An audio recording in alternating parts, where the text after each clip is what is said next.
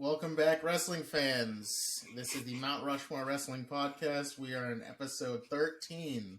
We got some laughing and exciting faces for you today.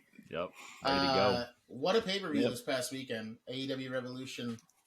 You know, some I saw said it could be one of AEW's best pay-per-views they've ever done. I don't know if I'd go that far. I maybe still have a couple ahead of it, but all around great show. So we're going to do a review today for that show. And we have part 2 of trivia. We will first go to Chris for the On This Day, but welcome everybody. Welcome back. We really appreciate it. Some exciting things happening. And we're back to talk wrestling again. So AEW Revolution. But Chris, first to you, to the On This Day. All right, On This Day, this was March 8th, 2010. It was an edition of Raw. So we are on the road to WrestleMania 26 at this point in time. Good episode of Raw here. First match, kicking it off, we have a 6-woman tag team match. It was Eve, Kelly, and Gail Kim defeating Maurice, Alicia Fox, and Katie Lee. Was that the first match? That was the first match, yeah. That's how Raw started. I'm guessing there might have been a promo before that. But second match, for those that remember Show Miz. Yes, of course. Show Miz was in a tag team match against John Morrison and R-Truth in a no contest, so that was 36 seconds. Oh, wow. The next match, this is definitely a Vince show. the next match, we have a 2-on-1 handicap match. We have Cody Rhodes and Ted DiBiase defeating Randy Orton. Wow. For those that remember, that was a triple threat match at Mania that year. Yep. We have Evan Bourne defeating William Regal in a Money in the Bank qualifying match. That match was 1 minute and 28 seconds. Holy shit. And in the main event that night, it was a 5-on-1 handicap match. It was Drew McIntyre, Jack Swagger, Mark Henry, Vince McMahon, and Vladimir Kozlov defeating John Cena. Oh my god! I thought this was going to be a good episode. Oh, it was good. Why do I not remember that main event? Me either. I remember Vladimir Kozlov had a lot to do with Cena back then. Did Cena end up pulling through and winning? No, he lost.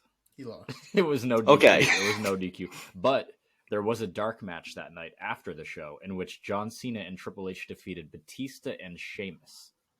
The dark match was the best match on the card, which is by far. Unfortunate. Yeah, that seems like a good match right there. But yeah, March 8th, 2010. Monday Night Raw. Holy shit. Wow. I thought you were one of the worst years of wrestling.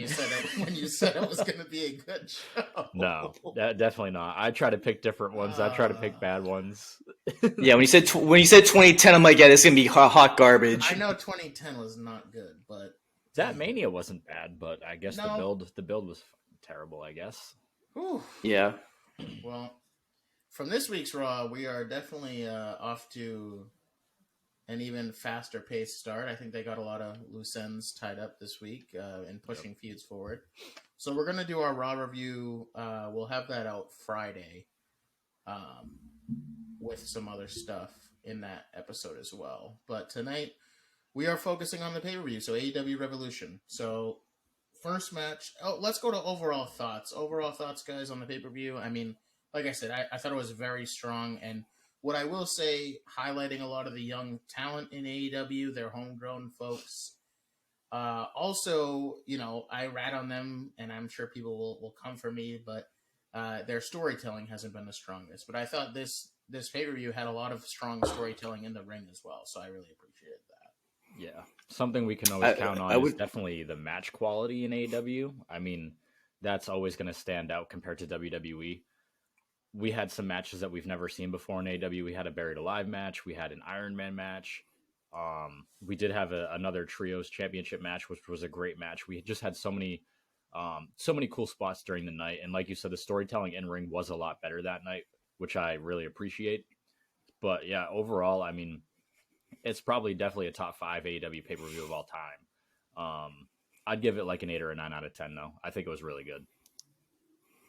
Yeah, I would say it's probably like 8.5 or so. They had a good combination of like storytelling with, Ricky and Chris Jericho, MJF, Bryan Danielson, Jungle Boy Christian. So they had a good combination of that. The in-ring work has never been the issue with AEW. Like, as far as in-ring, they show out every single pay-per-view.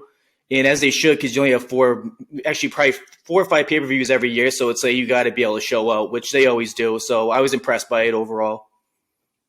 Yeah, so in terms of the matches, so we did have one match on the 0 hour pre-show, and that match was Mark Briscoe and the Lucha Brothers against the Varsity Athletes and Ari Daivari. So I thought that match actually was pretty good, and I was actually excited there was only one match on the pre-show card. So it was a very interesting pairing, Mark Briscoe and the Lucha Brothers, but they actually worked really, really well together. I don't know where Pac is right now in terms of his where he's at in the process with AEW. I guess there was between him and the Lucha Brothers, I guess, and even Kenny at points, some visa issues again with things going on. So maybe Pac is wrapped up in that. I'm not too sure, but he seems to have like frequent breaks at times as well. But that match was fun. It was an entertaining 6-man tag, and I thought even the Varsity Athletes looked pretty good at times. So, in terms of the in-ring, they definitely did good work. In terms of the winner, so Mark Briscoe and the Lucha Brothers went over here. What I will say is if Mark Briscoe is in any matches, I think he's going to be the one going over in most of these, I think in the near future, which, we've talked a lot about this too in terms of it must be tough to be in there right now. And some people move on faster than others, but, hats off to him. He's doing what he loves, but it's got to be tough. But good match, and I think we all are huge Lucha Brothers fans. I think Rey Fenix could be one of the best wrestlers in the world right now, and for some time, just in terms of the quality that he brings to the ring. So, I want to highlight them, and I think it's a good opportunity to highlight them. Interesting that it's a pre-show match, but hey, I mean, at least we still got them on the card. Yeah, they definitely. I definitely want more from them as far as like on a main card, not a pre-show. I just think they're stacked with tag teams right now. They don't have enough for everybody. But yeah, it was a great match. Yeah, I second that. Very good match, very entertaining. In terms of the next match, so the opening of the card was, I think, a solid pick, honestly. Ricky Starks versus Chris Jericho. I was intrigued to see which one match would open, and I think this has a great story, and it gave you a great opportunity to have a match that, has a really good story and to start the show off right. It seems like, obviously, they trust Chris Jericho, but they seem to have a lot of faith in Ricky Starks. So this was something that I thought was a good match. Not Chris Jericho's not going to put on your banger type match in terms of that, but he did really well. One thing I'll say, though, AEW still, to this day, seems to overlook the rules they set for themselves. So the fact that Sammy Guevara came out when the JAS was not supposed to be out there is a little bit alarming. Like, you kind of avoided the stipulation that you had for the match, so that was kind of shitty. But Ashton Andretti, took care of him really quickly. But I just thought that was, they wanted to get Jericho, potentially with a near fall to kind of beat Ricky Starks, as Chris predicted that Jericho would go over. It very much looked like they were setting up for that when he was, getting the bat and about to hit Ricky Starks. So, but solid win here from Ricky Starks. And I think this elevates him, and hopefully the feud is over with Jericho, and I think this elevates him, even more. I hope he jumps right in with another person. I don't necessarily think he's ready for a title match yet, and I also don't want him to be because he's going to lose to the champion. So I think, if you're projecting a year forward from now, you could have Ricky Starks go on a huge run, a huge singles run for this next year. And maybe that's your main event of Revolution for next year. It's MJF versus Ricky Starks, with Ricky Starks taking the title from him after this year-long run that MJF is probably going to have. That's the match I think you can build to.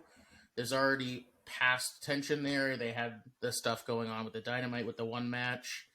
So and at Winter is Coming, he lost. So I think this would be an opportunity for them to really build Ricky Starks. Have some single feuds that he doesn't need to chase a title at this point. But I thought the match itself was good and, in my opinion, the right winner. Jericho reminds me of Brock Lesnar in the sense of he's either going on first or going on last. He just has that aura about him in AEW. So I think this was the perfect match to kick off the show. And I did predict Chris Jericho winning, but Ricky Starks is the right winner. He's an absolute star, and he's going to be for a very long time, no matter what company he's in, whether it's AEW or he goes to WWE at some point. The guy's an absolute star, and he definitely deserves a AEW World Championship within the next year or two, I believe, as well. I mean, if it's MJF he takes it from or somebody else, he could be a top babyface in a company like AEW. For sure. I don't know if he'll necessarily draw the ratings like MJF or Chris Jericho or Kenny Omega. That's why they have to build him over the next year. But if he gets to that point, he could be one of the top baby faces in the world. He gets such a good reaction. He's great in ring. He's great on the mic. I think the guy just has star written all over him. I think he's got the pieces. He's got everything. He's got all the tools that you need. And he's still young. So he's only got plenty of time left to get it done. So, I think this was a great match to kick off the show. I mean, Chris Jericho at 50 years old still doing moonsaults and all this shit. I mean, he doesn't get over like he used to as far as that, but he can still put on a good match. And I think Ricky's the right winner here. And this is only going to, propel him even higher. Yeah. Yeah, to me, Ricky Starks is a perfect opponent stylistically that Jericho should be facing going forward. Like, the guy's not that Jericho's at a point where he needs to be carried because he can still go at 50 plus years old. But having the smaller guys, the athletic guys that can put on those type of athletic abilities are the perfect opponent for Jericho. I don't want to see Jericho win there with like a Samoa Joe or anything like that because those type of matches just don't do anything for me. God, no. What Jeremy mentioned with the Sammy Guevara, that part just didn't make any sense to me. And my one criticism, if I had to like nitpick, is I don't want to say as far as a botch, but there was a spot with the baseball bat where Jericho kind of expected Ricky to let go of his leg, and Ricky didn't really sell the shot to the ribs with the bat very well. Other than that, Ricky delivered like he always does with like the high flying moves he does. So overall, I would say it was a 7 out of 10. Yeah. Jericho would be furious at you right now for saying botch. It's the most well, that's what it was. That is. Yeah. What else to call it? It's a live environment. He had him in that corner for so long, waiting for him to let go, and he's like tapping his leg. Hey, let go, let go. Yeah. I'm trying to think of a next man up type of feud for Ricky Starks. I'm trying to think of guys that, I wouldn't mind seeing him maybe feud with Moxley or someone like that he doesn't necessarily need a title, but could still put on a pretty good match. Someone like Moxley who probably won't have anything to do now, or potentially a Samoa Joe, or someone like that he would be able to at least get something out of. Samoa Joe, it wouldn't be the best wrestling match, but at least the feud would probably be pretty good in terms of the promo work and things like that. A feud that I think would be cool would be him and Adam Cole. But Adam Cole would be great. Yeah. I don't think but Adam Cole's got to win too. Right, that's exactly True. right. But that would be a sick feud. That would be a great feud. That would be.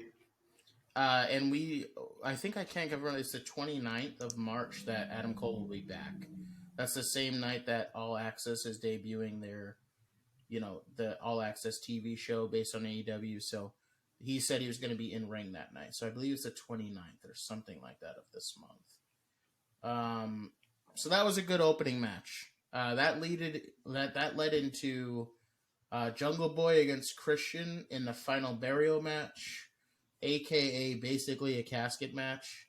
It was not really anything different besides that, I guess. So when the eventual winner put him in the casket like dropped. It seemed like into the abyss, so he had no idea where the fuck that was going. But another good outing from Christian, man. Christian still, like, at his age, again, it's similar to Edge, but great feud, and they got stalled a bit because Christian got injured, but there was still plenty of emotion in this match for me, plenty of great spots, very physical the entire time. I thought this match dictated a very physical, very meaningful.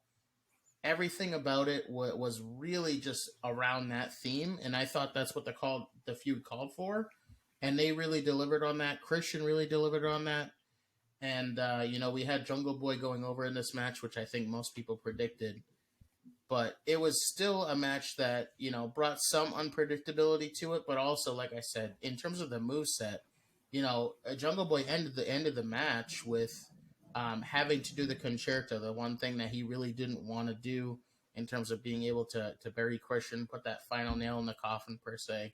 So I thought that was very good, looking, reminiscing on the past and looking forward to the future, what Jungle Boy had to do to get over Christian. I thought that was great, and he's gone through a lot. So this feud comes to an end with Jungle Boy going over. Another good match. This, in ring in terms of delivered, they were both around 13 minutes. These first two matches, or was that the pre-show match? Yeah, it was. This was almost 15 minutes, but they were both around 13 minutes, so they were both decently paced in terms of their timing as well. Yeah, I think this was honestly probably my favorite match of the night, just because of how long this feud's gone on, and I've wanted to see how it's going to end, and I think this is the end to it at this point. But it was way more physical than I thought it would be. I mean, there were points where I thought Christian was legitimately knocked out from whiplash that he took on the barricade on the outside.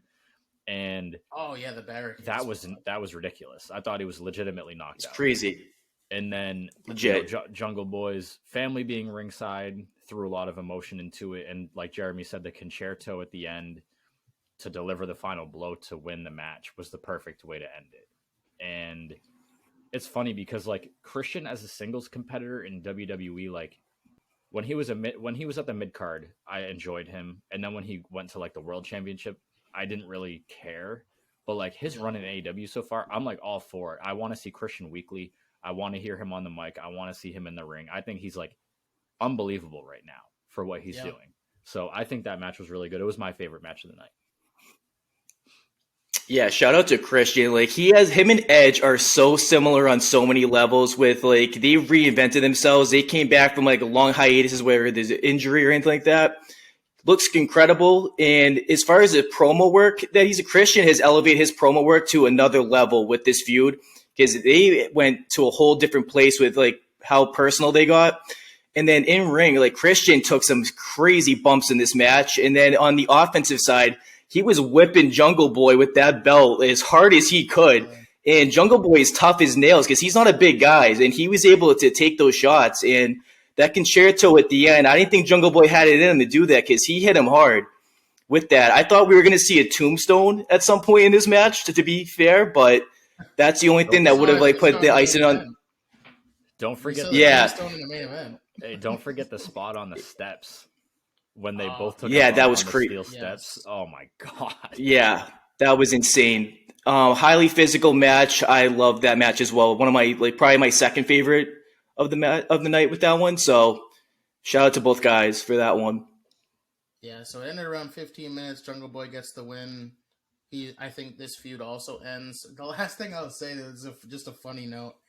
Christian's attire, he's wearing a fucking turtleneck in the match. It just spoke to his character. Yeah, he was obviously wearing all black. And Jungle Boy went out with the Shawn Michaels look, the jeans and in the boots. Very, very cool. But Christian's turtleneck really just threw me for a loop when it came out, and I was like, I can't help but laugh at the guy, but he probably fucking loves that shit. He probably did on purpose. So I thought that was hilarious. The next match was my favorite match of the night, which was the Trios Championship match, the Elite versus the House of Black. And I also think, selfishly, I think that was probably either the best or the second best in-ring match of the night. Obviously the Iron Man match we'll talk about, but this match was very, very good. For a no-build, basically 3-on-3 match, I thought it gave you everything in the ring. And what I will say, what jumps out to me quickly about this match that made me laugh very hard, and it's been a meme all week, is everyone's tweeting that Kenny Omega turned into 2009 Randy Orton when he gave the V-trigger to Julia Hart on the apron. And she took it like an absolute champ. And, it ended up being one of the later moves in the match and ended the match. But in terms of spots and in terms of quality of wrestling, these are one of the best 6 guys you could put in the ring against each other. I feel like the trios belts have a lot of wrestlers that are just absolute quality in pretty much every match that they're in. And the House of Black, I was very close to picking them in predictions. I did not, but I am not surprised they won. So I picked the Elite for 1 for this match. I'm not surprised they won, and to be quite frank, and I think Chris said this, they needed to win this match. And I think it helps them set up some trajectory, even though there wasn't a huge build to this match. Yeah. I agree. I mean, I had House of Black for 2. I kind of expected them to win. Like Jeremy said, they needed it. Because if they lose, where do we go from here? There's nowhere else for them to go. So they needed that win. They got the win. Those 6 guys in the ring, you expect them to put on a great match anytime, but they exceed expectations every single time. They always one up every match that they have. Kenny looked unbelievable in the ring, and he always does, but there was just something different about him that night where I feel like he had more pep in his step. He was looking quicker in the ring. He looked like he was in incredible shape. And like you said, that spot on Julia Hart was just hilarious. And him not caring after with his facial expressions was priceless. It was priceless. He shrugged it off and then got back into the ring. But this match had the absolute right winners. The House of Black needed this. I'm very happy that they won. I'm wondering where the Elite goes from here now. Does Kenny go on a singles run a little bit? Do the Young Bucks go fight for the tag titles? Like what's going to happen there? I'd love to see the Young Bucks versus FTR when FTR takes the titles. So maybe that happens. But I mean, we'll see. But this match was incredible. It was definitely probably the best match in ring of the night. Yeah, this was my favorite match of the night with Malachi doing like Black Mass, the V trigger to Julia Hart, and Kenny just with I don't give a shit. They had so many. The chemistry is there. Brody King is, for a big guy, he's also one of the most athletic, underratedly athletic guys on that roster. Like, he was doing some moves where even I was like, wow, this is like Keith Lee NXT-esque, like how big he is, but can move like a lightweight. These guys have so much chemistry with one another. So I feel like if you throw them in the ring 100 times, you're going to get 100 out of 100, a classic match. So well done to all 6 of these guys. They deliver like always. So 2 questions going out of this match, again, is where'd the Elite go? Chris said that. This seems to stroke the fire a little bit for Kenny Omega potentially leaving AEW. So that's something to look out, I think, in the future is, I said when we were watching live, I was like, if they lose, those rumors are going to absolutely start happening even more than they already are. Oh.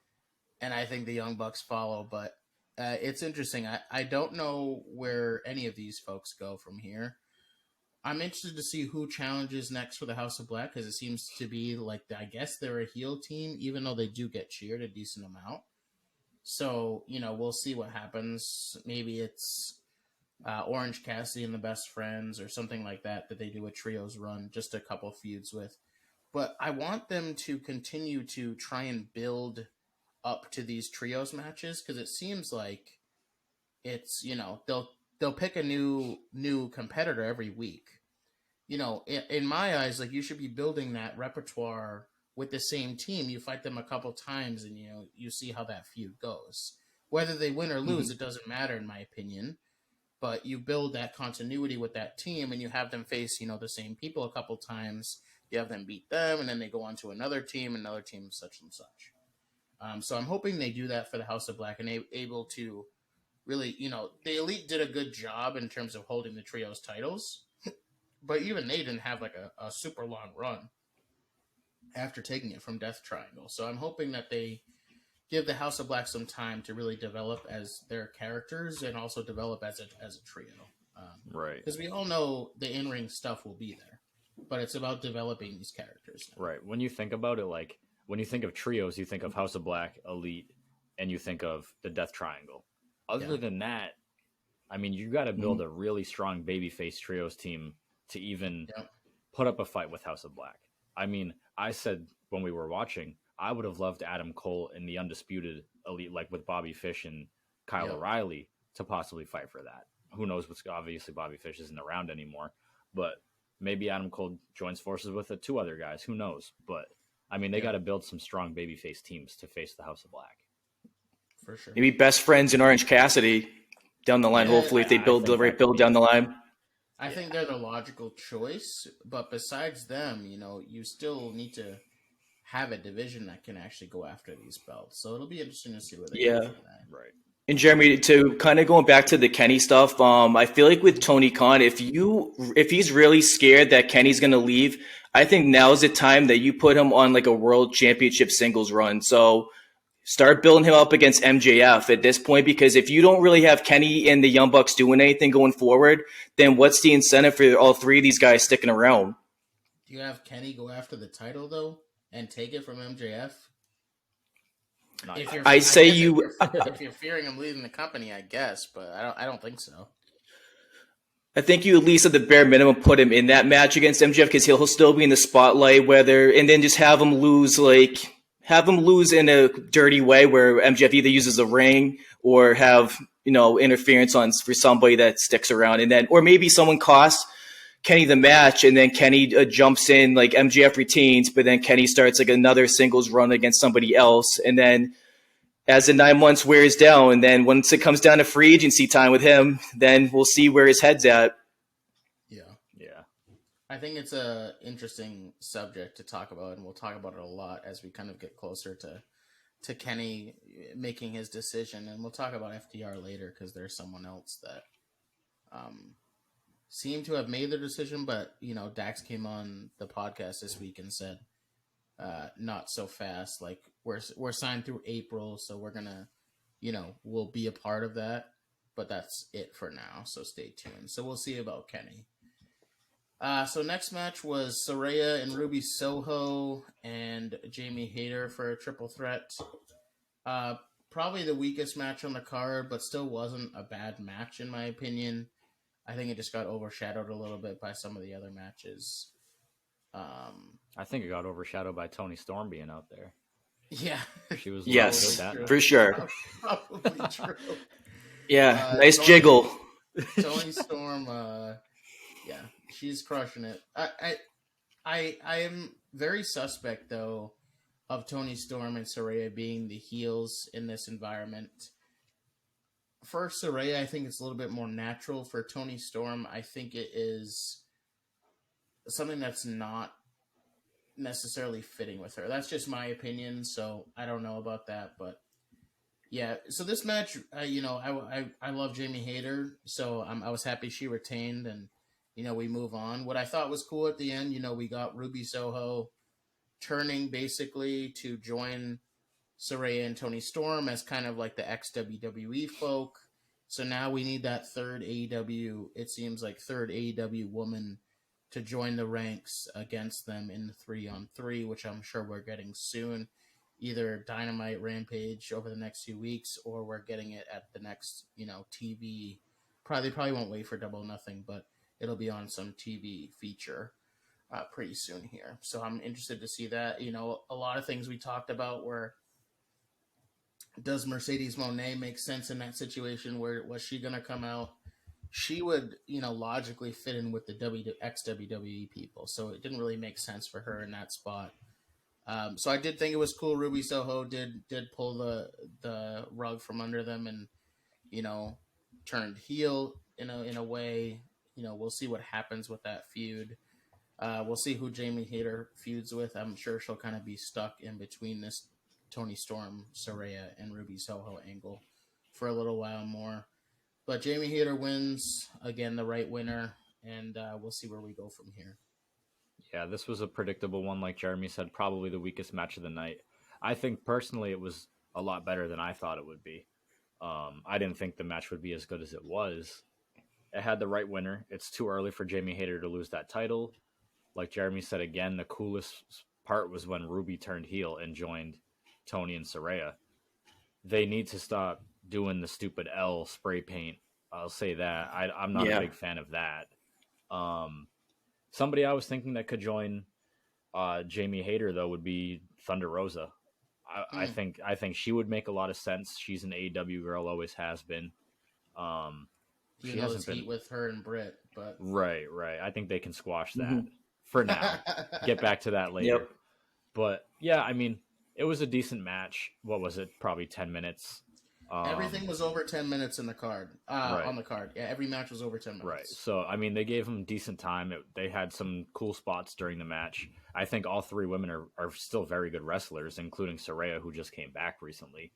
But, you know, it was an average match. It was the only women's match on the card, too, which was pretty interesting that Jade Cargill didn't have a match. But we'll get into that later. But, yeah, Jamie Hayter was the right winner. That was very predictable. Yeah, this was probably the worst match on the card, but not a bad match overall. Predictable winner with Jamie Hayter with like the crucifix pinfall on Ruby. Ruby had some good spots in this match where I was like, wow, like she wasn't doing this in WWE. So she had some good showings out there. Toni Storm needs to go back to babyface because it just feels forced with her. If I make a comparison, like Toni Storm kind of reminds me of like what Jon Moxley was in WWE, like when they would give him a script, whereas like the real Jon Moxley is let him just go off like cold turkey, go off the rip and just say whatever you want. With Toni, it just seems like every week the promos are forced, and like you said, Chris, the spray paint of the L is definitely lame. But the match overall was okay. Not L yeah, loser, L the match. Yeah. But the match overall was okay, nothing special, right winner, and then Jamie Hayter will just continue on with the belt for probably a couple more months or so till they figure out what they want to do with it. Yeah. I don't think they know what they want to do with it, to be honest. Yeah. Their women's division is still a train wreck, in my opinion. Agreed. But that's it's in shambles.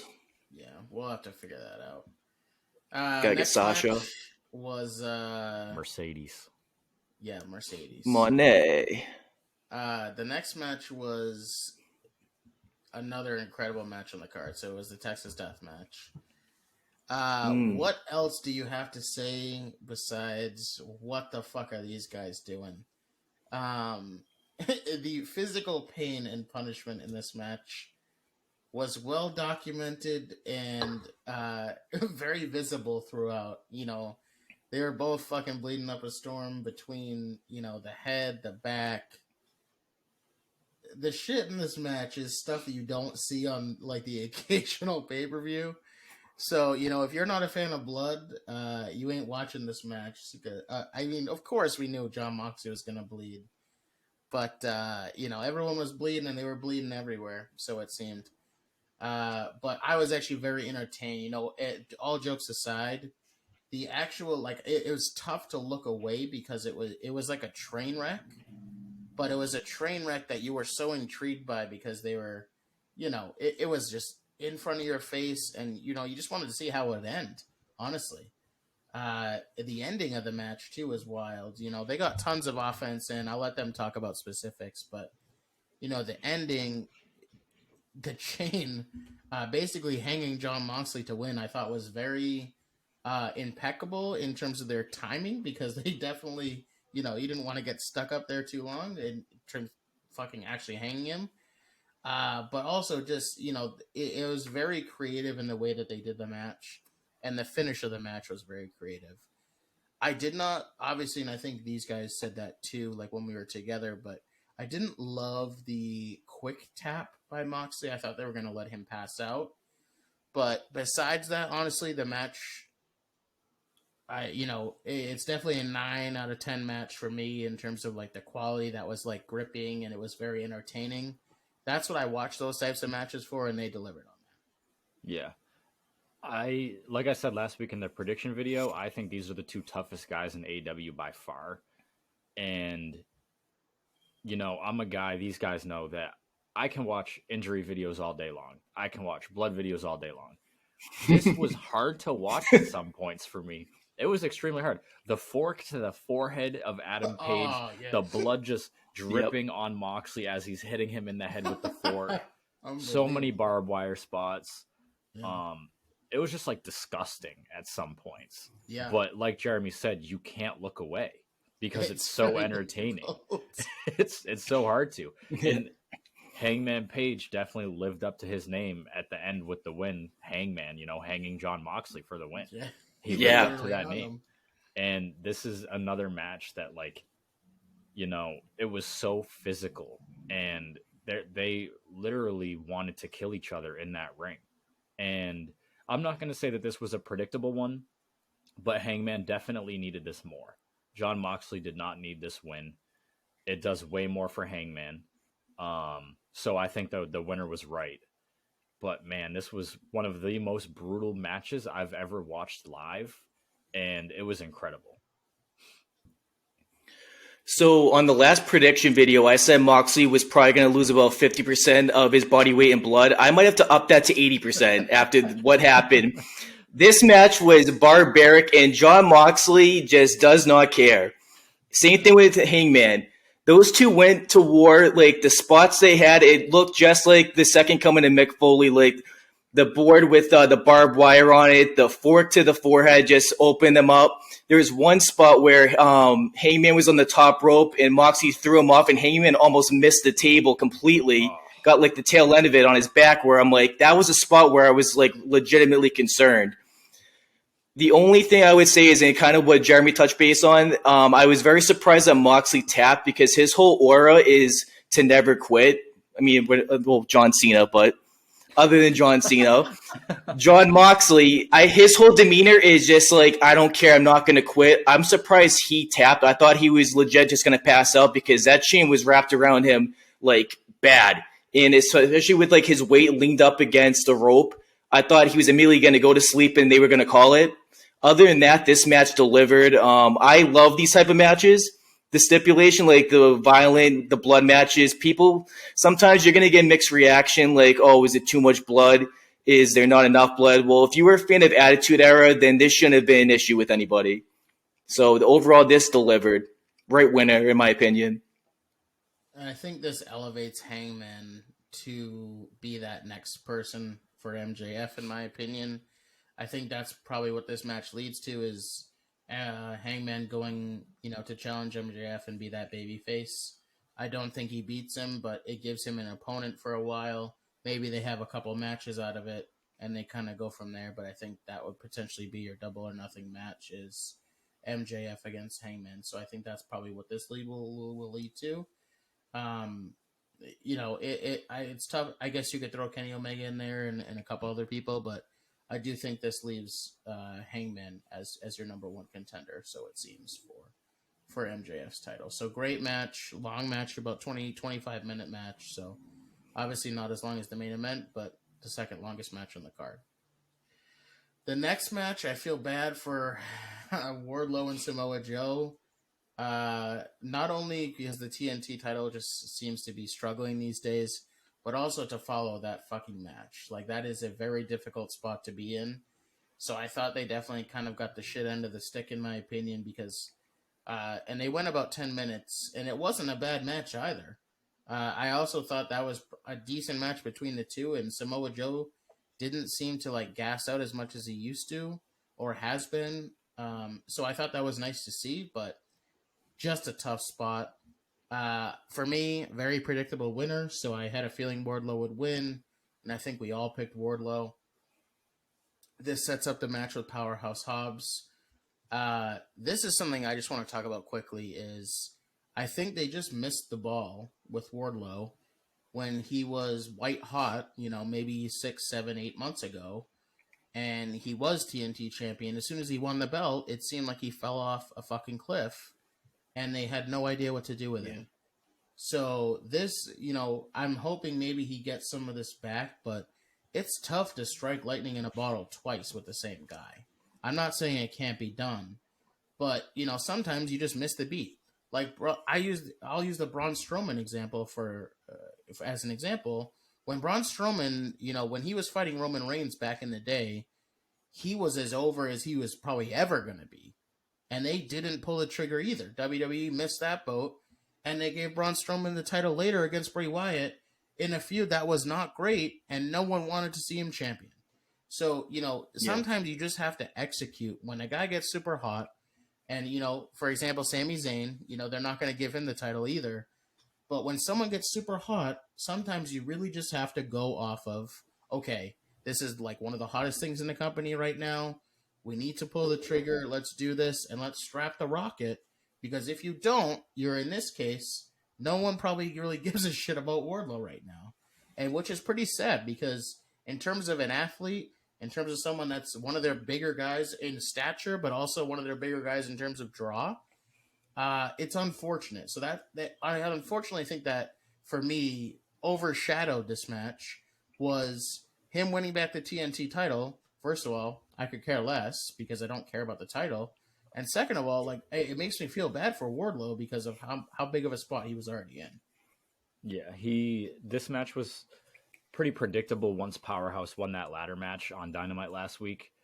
So once that happened, we knew that Wardlow was going to go over. And this definitely wasn't either of these guys' best matches by far. I think Wardlow can pretty much work with anybody.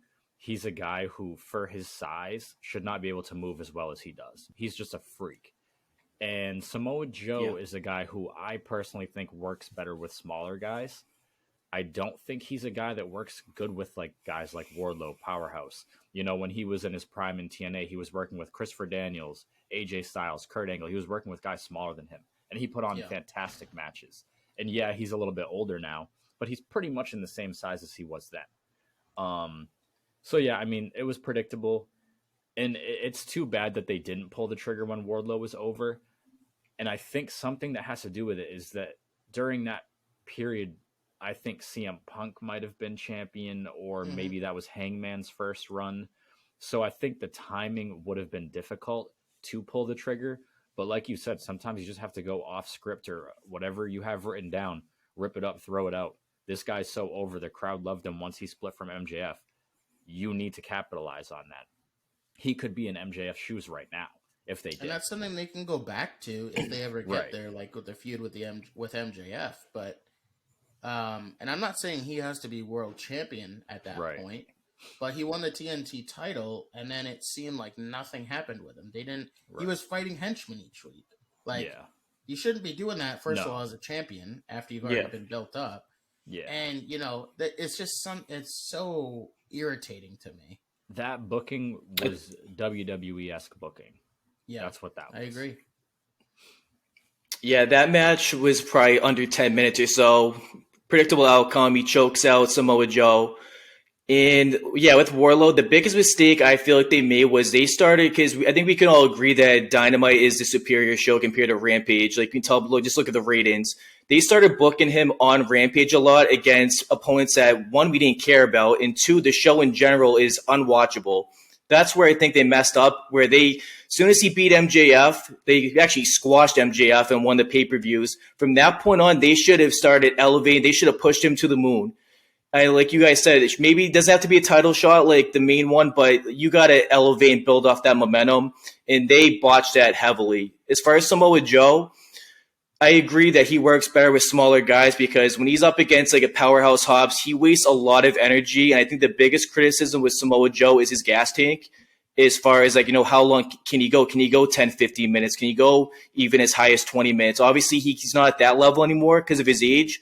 But if you give him a smaller opponent, he's going to thrive better in that situation. But Wardlow, athletically, is a freak. He does that running, I don't know what the move he calls. He sprints up on the turnbuckle and then just like launches his whole body up there. That's one of his best moves he does.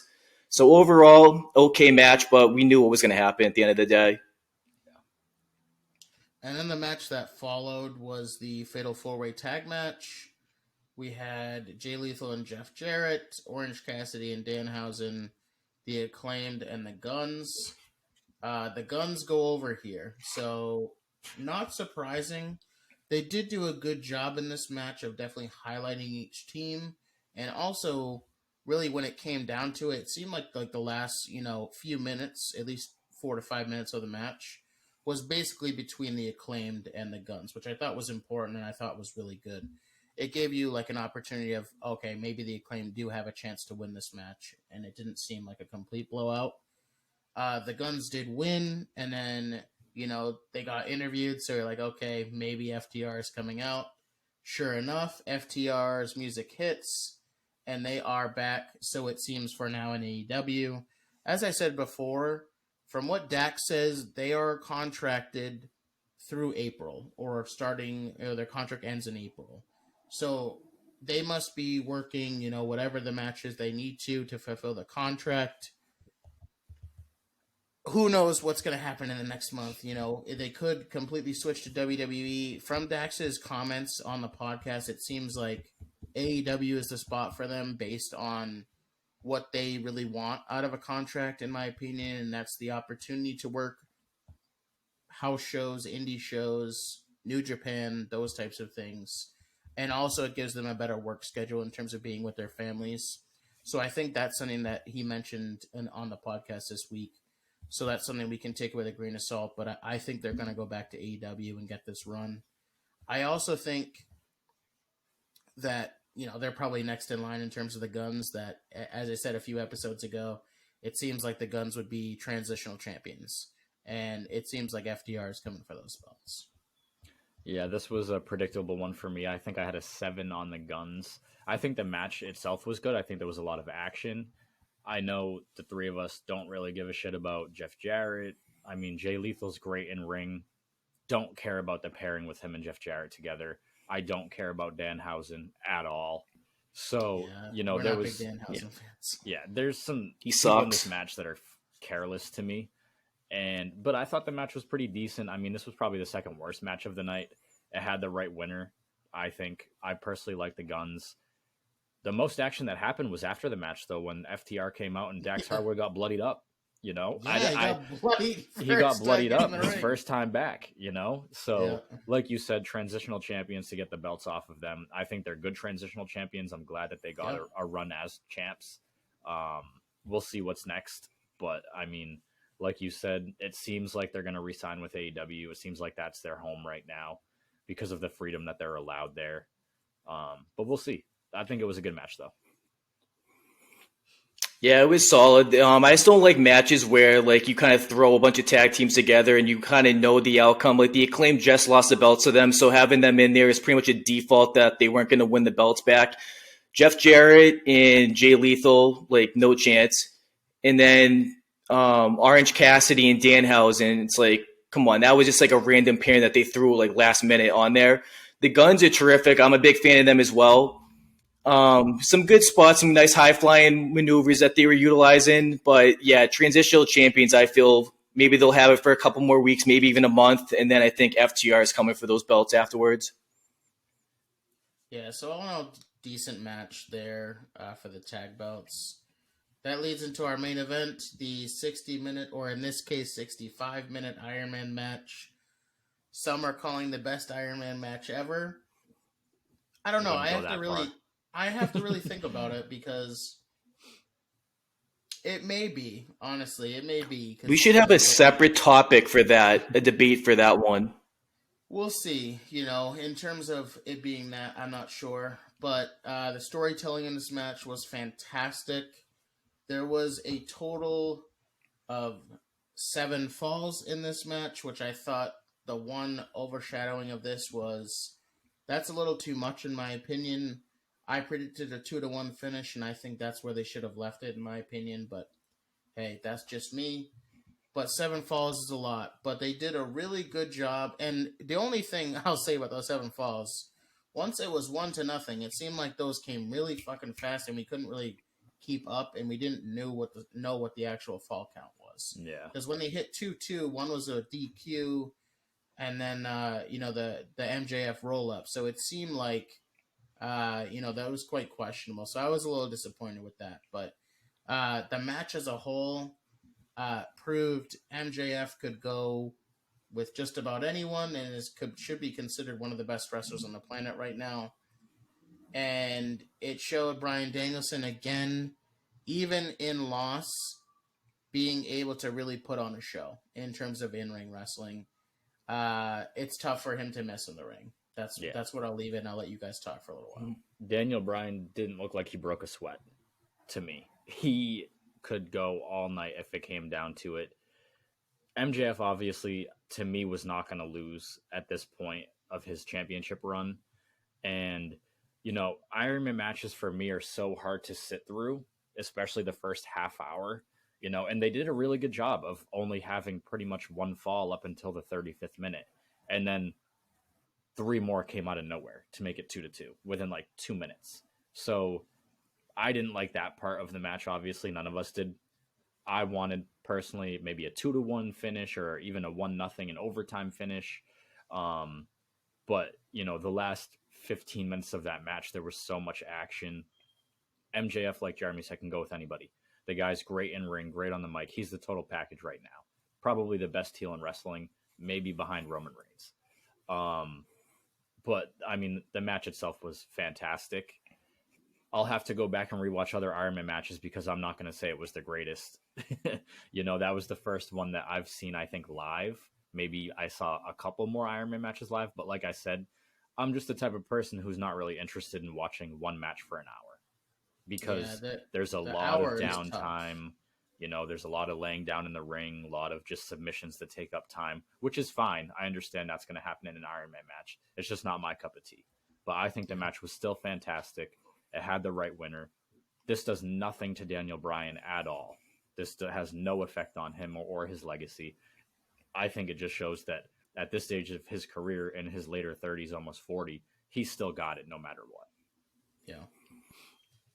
Yeah, I think the most impressive thing to me was MJF, and because he put on a lot of muscle mass, and I was a little curious to see how much would it deplete his stamina for going an hour plus, and he looked good. Obviously, a couple water breaks, which is expected when you go an hour plus, and he delivered. He damaged his knees a lot during this match. He basically is a good worker. He helps out.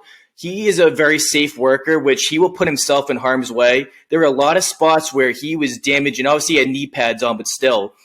Bryan Danielson worked great like he always does. Him and MJF had great chemistry. The first 10 minutes, it was very technical based, and the in-ring abilities from both of them were fantastic. Of course, we have to bring up MJF at one point in the match, had the water, and he ended up dumping it on a kid, which we'll talk about later on probably another show. But yeah, this delivered. I figured it was going to be about 4-3 or 5-4, something on those lines. So I'm glad that they did up the pinfall count. I didn't like some of the back-to-back on a couple with MJF immediately, but other than that, this match delivered. These two were the top guys in the company in-ring wise. And then what MJF does on well-roundedness is just the most elite thing I've seen since probably back in the Attitude Era with Stone Cold and The Rock. Yeah, and I think, too, again, this proves to me, even in defeat, Bryan Danielson can still go, but also another instance where this is his third time fighting for a world championship, and 3 times he will not be the winner. Still, to me, with Danielson, it seems like it's just wrong place, wrong time. So we'll see moving forward what that looks like for him. And I'm sure he's fine putting over young talent. And pretty much all the young guns went over on all the older folk in this pay-per-view. So, maybe that was the theme and that made sense.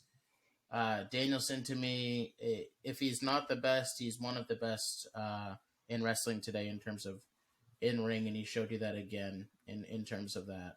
So I thought it really wrapped up in terms of a pay-per-view that had a lot of different things for a lot of different people. Across the board did really well to really, maintain excitement and really kind of put together these stories that they've been telling. Some of them strong, some not so strong, but ended up being strong on this pay-per-view, on this card. Any last-minute thoughts you guys have about Revolution that we need to chat about? Yeah, Tony Khan had to make that main event about himself. Oh, yeah. That is one Tony thing. Khan says it's going to overtime. Okay, yeah. Tony. It was. I agree. That is the case. It took away, for me, some of the match integrity, and when it was tied, it just seemed to okay, it's gonna go to overtime, but to book it that way, I'd rather see it booked in the ring. Okay, no one could finish, and they're tied. Okay, let's just automatically go to overtime, not bring the fucking guy out and just make him more. I don't hate Tony Khan, but I don't love that. His ego is just a little bit too big that he has to be in that spot to be calling that match that type of way. He wanted a cheap pop. It's a nitpick thing, but fair enough. Yeah. It didn't affect the show. Yeah, the other cheap pop. The The other cheap pop to me is I'm still like not convinced that he didn't have any say in MJF throwing water on the kid. Like I'm sure there were conversations prior that, you know what, let me get in there and do that, because in a way though, the more that does, that's going to boost AEW's ratings, and it's a cheap way to do it, because now probably tonight you're probably going to see a very high ratings for Dynamite tonight because of the fact that, or what's going to happen with MJF? Are they going to address what happened? Like more eyes are going to be on MJF now because of that incident. And there was a report immediately that TK talked to MJF immediately after the show, right before the press conference. So little stuff like that gets under my skin with TK, but he knows how to book a great pay-per-view, and he delivered again. So I would say probably 7.5. I don't want to maybe 8 because there were some duds, but overall, though, I thought the matches that we expected to be good over exceed expectations, especially the Iron Man match and the Texas Death match. One more thing that I do. Oh, yeah, go ahead, Chris. I was going to just say one more thing I do want to mention. 2 of my favorite things in wrestling right now is Roman Reigns without a mic in the ring during a match and MJF in the presser after a pay-per-view. 2 of my absolute favorite things right now in wrestling. Dude, those pickles must have been good.